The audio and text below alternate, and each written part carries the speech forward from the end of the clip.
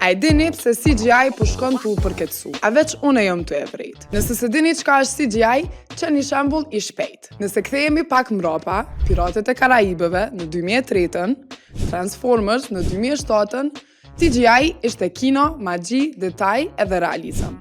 Ishin efekte që qëtimin për një me besu që robotët po liftojnë në Chicago. E tash, CGI po do këtë si filteri Snape-et. Marvel nuk i ka më detaje që i ka pas më herët. Shembull, a i keni pas She-Hulk. Ajo po do këtë si karakter i Simsit. E pse mundet me ndodh kjo? E thjesht, ka shumë projekte e pak kohë. Studiet vizuale janë lodh ose po fokusohen ma shumë në sasi e jo në cilësi. Transformers në 2007-ën, robotët janë ndarë në copza, çdo detaj u duk real.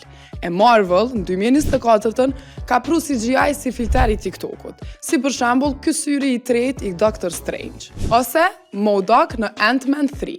E prandaj, shtrohet pyetja, qysh na ishim më të mirë në 2003-ën se tash?